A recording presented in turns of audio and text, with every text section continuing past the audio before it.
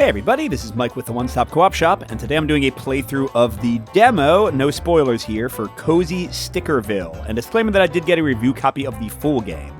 And if you like the content on the One Stop Co-op Shop, consider supporting us through Patreon. You get early access to our videos and exclusive videos every month you can't see anywhere else. You can also listen to our weekly podcast for reviews and design discussions, or join the conversation and say hi on our Discord. So like I said, I have a copy of the full game of Cozy Stickerville, which is a 1 to 6 player cooperative cozy, it's in the name, little sticker placement game where you're basically building a town. Kind of reminds me of Stardew Valley or that kind of thing. And I wanted to do a playthrough to show how the game works, but I didn't want to spoil anything because playing through the game is half the fun.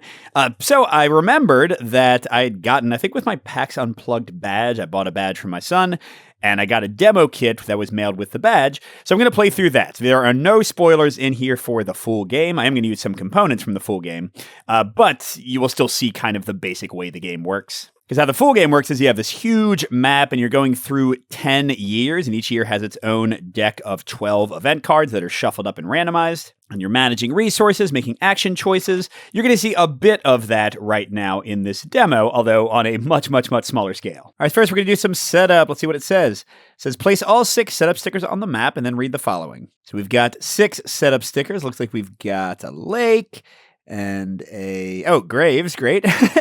And some trees, and what is that? Like some natural bushes for foraging, I guess, and like a berry bush maybe. And whenever you place a sticker, it has to be fully within the bounds of this grid, and it has to match the background, so I couldn't like put a green on the mountain there. And now there are more rules in the full game, but I'm not going to be playing those. I don't know, this bush can just kind of fit in right there, right? I kind of covered that up a little bit, whatever. And these can go over here. Now, importantly, at least so far, I've played through like 2 years of the full game. Importantly, it doesn't really matter where you put your stuff as long as you can fit other stuff. So you don't have to like think really hard. You can just kind of put stuff where you think it looks pretty. Like I'm going to put these trees right here. And I don't know, some more trees over here by the waterfall. And the toughest one to place, this lake. Let's get that right here in the center. Ooh, got it down pretty well. And graves, I don't want to think about death. Let's put them over here past the scrubland. All right, so that's my setup. You do something similar in the full game, except you get like a choice between little pairs of things, and you place 8 out total. But let's keep going with setup. And the demo, just like the real game, has some story. The banking world doesn't have time for breaks, and it's been wearing at your soul like coarse sandpaper. But here, this land, it's literally a breath of fresh air. This sabbatical is exactly what you needed now. So I'm going back to my life. In the full game, you just stay here. So I gain 2 food and 3 wood. And it does say resources are shared among the players. That's a key thing. And then I choose a player to take the first turn. So these are resources that'll be spent to execute other actions. And notice it said in the setup that these resources are coming from the icons on the things I place on my board, like wood, wood, wood, food, food. So which resources you get and what things you can do are based partially on the choices you make with your buildings and such. And just to note, the game is identical whether you play it solo or 6 player. You just take turns doing the exact same stuff. So it all depends on your group and how much you want to have table talk and that kind of stuff. But yeah, here's the rules. Here's what you have to do, such as it is. In the morning, you draw an event card and read it out loud and do what it says. And then in the afternoon, you take an action, and that's it until the event deck is empty, and that's the end of a year. Not a lot to the game. And for this one, they are ordered 1 through 12. But as I noted in the full game, they are randomized. And then you also have these little codex or like book cards you can unlock with some of your choices over here. So let's jump right in. Here's our first one. So most of these are A-B choices, and then you flip the card upside down and do something based on which choice you made. It's beautiful here, but you can't survive without a campsite. Pitch your tent on either the mountainside or the grass. I'm going to do the mountainside. So I flip it over, and it tells me what to do. Place sticker S on the mountain. And the stickers, you'll note, are identified by little arrows and letters. So here we go. All right, I got to fit it up here, don't I? There we go. Got a little hanger off at the end there, but that is not the case in the full game. And this card, like many event cards, is discarded, but you'll see later on that's not always the case. Now I take an action, and actions are anything that have the hourglass icon. So here I could do something with these trees, and it has a 3, so if I choose this one, I'm just going to gain card 3, whatever that does. These ones over here, the graves, give me card 2. This one will lead me to the storybook, or in the case of the demo, it's the little story sheet, but I would read paragraph 2.7, or I can do something with my tent, 1.6. Well, let's start out with my tent, right? That seems like a logical place. So I go to entry 1.6. Again, this would be, I guess I can fold it like a book, can't I? They got another map to play on the back. You find an abandoned mine nearby. You're not brave enough to explore it, but when you get home, you'll send someone to investigate. So it says cover 1.6 on the map with sticker V and perform another action. So this is an important thing in the full game. Pretty much every action is a one-time thing. So after you take it, you cover it up. So now it just looks pretty, but you can't do that one anymore. So this one actually did not use up my action. Looks like if I was playing the full game, although I've not found a mountain on a tent or tent mountain. I don't know what I'm trying to say. But yeah, that event has not happened in our game yet. Maybe we missed it. Okay, so instead, let's see what 3's got for me. Probably, I'm guessing, a new action to help me gather more wood. And yes, I am correct. Cover 3 on the map with sticker W. Perform 1 additional action this turn. What the heck? Keep this card in play. And these kind of cards get slotted underneath your board. They might stay there just for 1 year. They might stay there for a while. This one is not going away. So as an action right now or in future rounds, I could gain 1 wood without discarding it, or I can chop down a tree. I place 3 wood, place the food spent for this action on this card. That's what the red apple to the right means. And when there's 3 food here, read 2.1, I'm probably going to have chopped down all the trees and lose that forest space. At least that's my guess. Well, I don't have anything that needs wood yet, so it just gets slotted like that, by the way. So let's see what's up with the fish. Probably a way to get more food, I bet. This looks like the perfect place for a fishing dock. You may spend 1 wood to gain card 4. Heck yeah, I will. All right, here we go. Spoiler, but some of this stuff is similar to things that happen in the full game. So I'm going to cover 2.7 with you, and now I can go fishing. And it's basically a push your luck thing. I roll the die and see what fish I get, but I get some food either way. And yep, here we go. Let's see if I can do this one accurately. Honestly, I usually have my wife do the really tight stickers. I did that good. That looks pretty good to me. But that did use up my action. So we go to round 2. Again, it's pretty quick. Living in a tent is fine for a few nights, but your back aches for a soft bed. Keep this card in play. Okay, so there's another action I can do. I can build a log cabin and gain 1 happiness for 4 wood, or build a wooden shack for 2 wood. Well, forget that. Let's go ahead and collect some trees. I'm going to chop down a tree. I'll spend a food to get 3 wood. That gets me enough to build the nice log cabin in a second. All right, going on to 3. Prologue Ambition. Establish farm. If at least 4 food icons are on the map, discard this and gain the farmer milestone, silver. Or if you have at least 4 happiness, discard this and gain the blissful milestone, silver. Milestones are in my game too. I don't know actually what they do yet, but I'm still early on. I say for my action, let's go ahead and build that log cabin. But if I'm just on sabbatical, what the heck am I doing?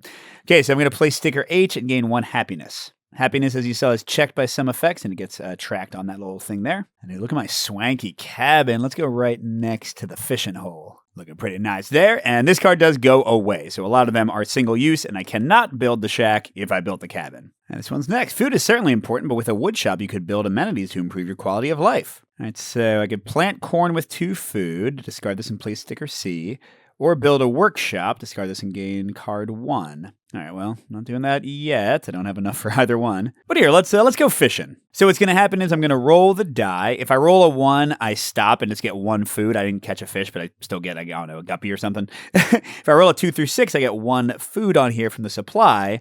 And then I can reel in the fish or keep going. So I can try to get a biggest fish possible. All right, let's try it out. So 1 food. How much do I need to plant the corn? So I already have enough to plant the corn, but I'd like to have enough to chop down another tree maybe. Oh, 2 food.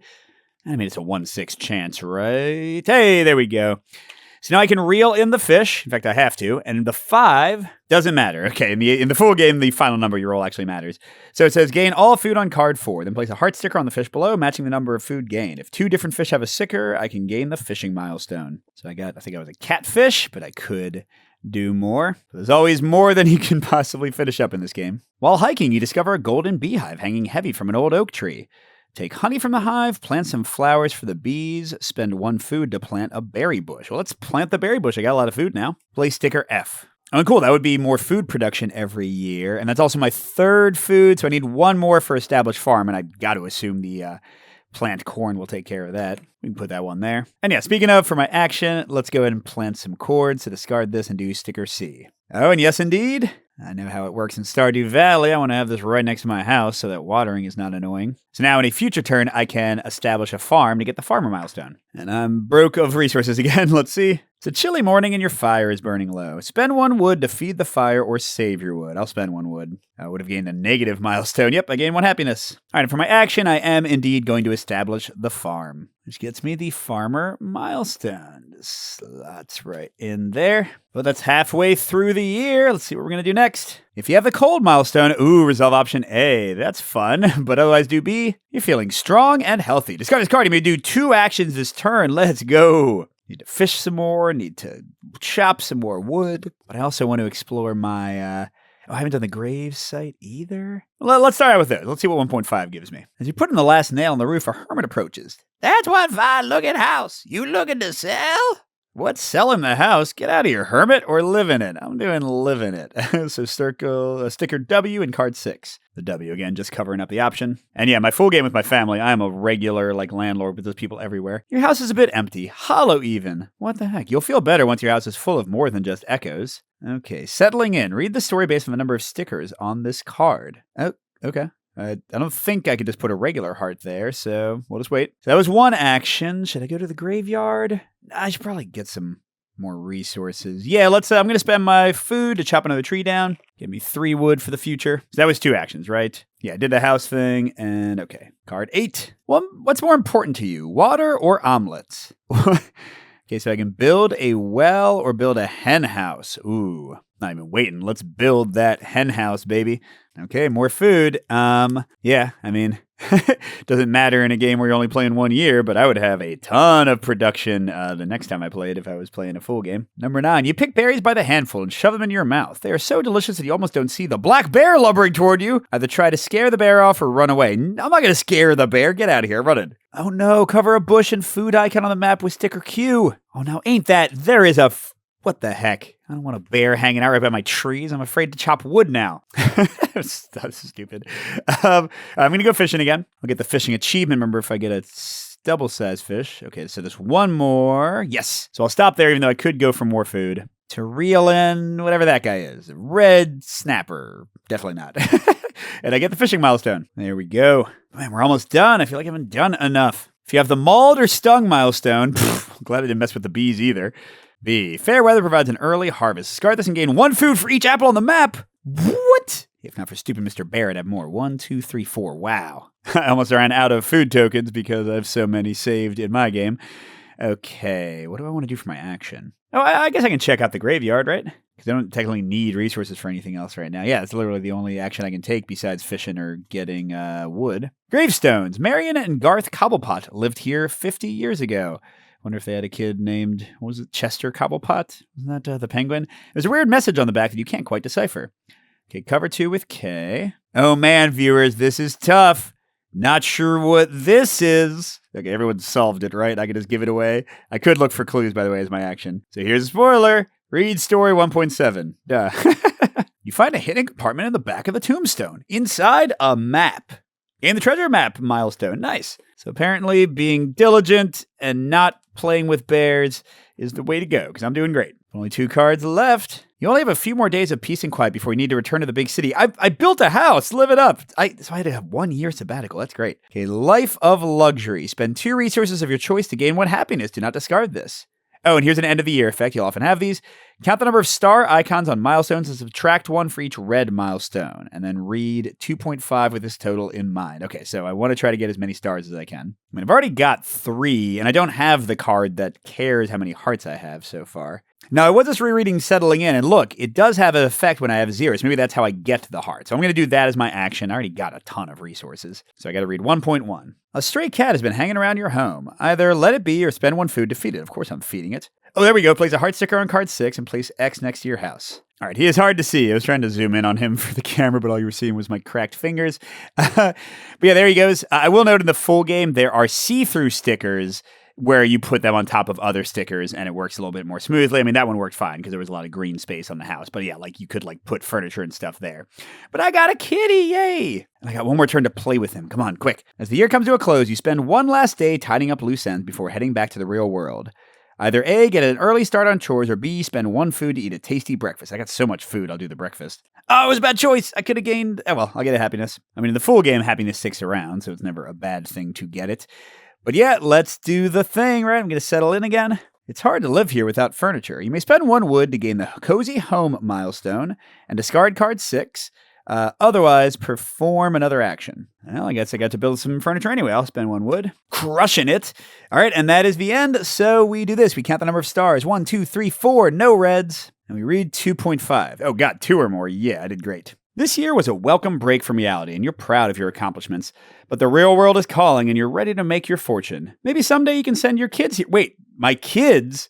Oh, wait. Maybe they're like talking about future kids? I'm hoping that this dad did it, or mom didn't just leave kids for a year. You can send your kids here to learn the value of hard work. Oh, that's right. I think in the story of the full game, I got a letter from my dad saying I'm a layabout and I should go work on this land that he has. So I'm playing the dad the whole time. Mind blown. Gain the good year milestone and read 2.6. Oh, and 2.6 is the ad for the full game. Yeah, fair enough. But oh yeah, crushed it.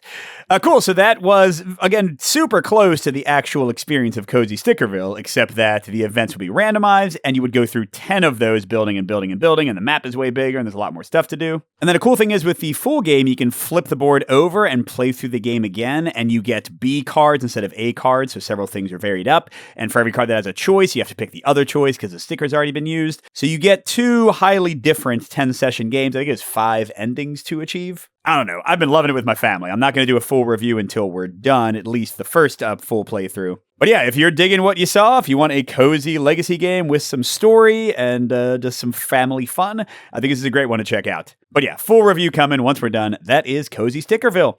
Thanks for watching, everybody, and a special thank you to our biggest Patreon supporters, J. William F., Steve Wren, Miles, Casey W., Andrew R., and Chris C. We'll see you at the next stop.